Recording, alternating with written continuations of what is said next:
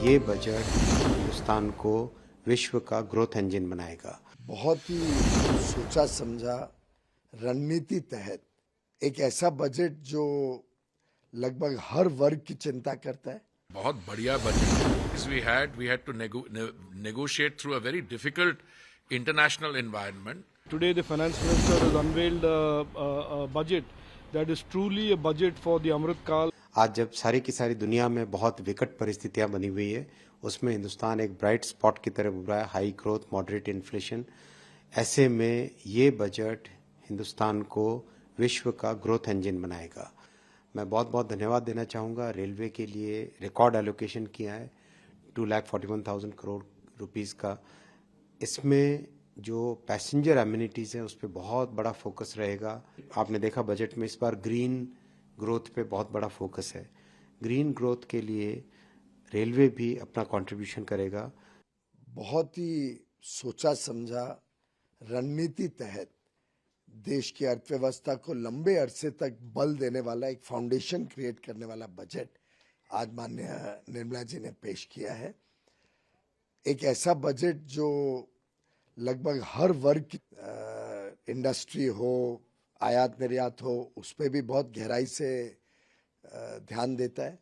प्रधानमंत्री गरीब कल्याण अन्न योजना के लिए पर्याप्त मात्रा में धनराशि उपलब्ध कराता है कि हम सभी 80 करोड़ लोगों को मुफ्त में अनाज दे पाए। और इसी प्रकार से हर क्षेत्र में, डिफेंस में रिकॉर्ड बजट है। तो हर तरीके से माननीय वित्त मंत्री ने एक ऐसा बजट दिया है जो भारत को बहुत लंबे अरसे की छलांग लगाने के लिए पहला कदम के रूप में देखा जा सके। ये बजट जो है ये बहुत बढ़िया बजट है। It is a development and growth budget. It comes at a time जब पिछले 2 साल the difficulties we had to negotiate through a very difficult international environment. महामारी के दौरान आपको याद होगा economic activity had virtually come to a total stop in March 2020.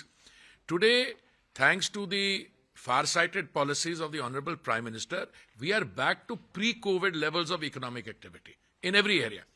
In that, the government's economic policies and the budgets have contributed. अब मैं आपको 1-2 उदाहरण देता हूं। ये जो हमारा कैपिटल एक्सपेंडिचर है, पहले 5.5 लाख करोड़ था, फिर वो 7.5 लाख करोड़ हुआ पिछले साल, और इस साल के बजट में उसकी प्रोविजनिंग 33% बढ़ा के 10 लाख करोड़ हो गई है। अब कैपिटल एक्सपेंडिचर किस में इस्तेमाल होता है? इंफ्रास्ट्रक्चर बनाने में। जब इंफ्रास्ट्रक्चर बनता है तो इंफ्रास्ट्रक्चर बनने से बहुत लोगों को उसमें रोजगार मिलेगा। आप मान लीजिए प्रधानमंत्री आवास योजना के भी आप 100 घर बनाएंगे तो कितना स्टील लगेगा, उसमें कितना सीमेंट लगेगा। आप बहुत बड़ा एक इंफ्रास्ट्रक्चर प्रोजेक्ट बनाएंगे, उसमें इकोनॉमिक एक्टिविटी होगी, कंस्ट्रक्शन में लोगों को काम मिलेगा। और मैं जैसे आपको बता रहा हूं 10 लाख करोड़ एक इतना अच्छा वो है, और इसमें स्टेट्स को भी 1,30,000 करोड़ ट्रांसफर किया जाएगा स्टेट्स में। कुछ उसमें इंसेंटिव्स की बातें हैं, उसमें आप इंसेंटिवाइज करें कि जो अर्बन लोकल बॉडीज हैं और बाकी हैं उसको रिफॉर्म कर पाए।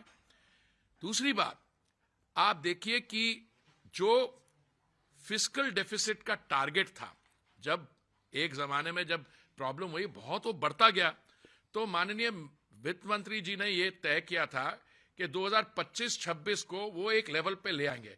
सो वो जो ग्लाइड ट्रेजेक्ट्री है वो बिल्कुल ऑन टारगेट है, विच मीन्स गवर्नमेंट एक बहुत रिस्पॉन्सिबल तरीके से अपना जो रेवेन्यू है और जो अपना एक्सपेंडिचर है उसको मीट कर रही है। तो आज के बजट में आप इसकी जो ब्रॉड थीम्स हैं, ग्रीन एनर्जी को देखिए, या इसकी जो बाकी थीम्स हैं, इंक्लूसिव डेवलपमेंट जिसमें विमेन्स एम्पावरमेंट, यूथ, स्किलिंग एक बहुत इंपॉर्टेंट एरिया। देखिए जैसे इकोनॉमिक एक्टिविटी बढ़ती जा रही है और आप अभी $3.5 ट्रिलियन के डॉलर की इकोनॉमी है, आप बढ़ते अगले 2 साल में उसको 5 ट्रिलियन की तरफ ले जाएंगे 2025-26 तक। तो जो वर्क फोर्स है उसकी स्किलिंग, उसकी अपग्रेडेशन, सब जगह में देखिए तो बहुत अच्छे प्रोविजंस हैं। Very thankful to the Honorable Finance Minister and of course to the Prime Minister for having navigated India during these very, very difficult times of the COVID pandemic. And even when the world and many countries of the world are still struggling with their economies, here is the Indian economy that is the fastest growing economy in the world.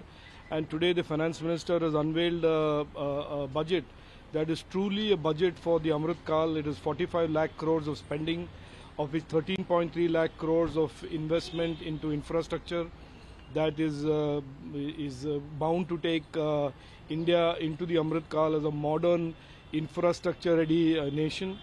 And there are many aspects of this budget, from the sustainability point of view, from agriculture, from increased credit to MSMEs, for skilling for the youth of 16,000 crores from the PMKVY, the support through the PM Vikas Yojana to the handicrafts and the Vishwakarma community. So this is really a budget for the youth, for women empowerment, and for really taking New India into the Amrit Kal with a great deal of momentum and confidence with reimagined ambitions.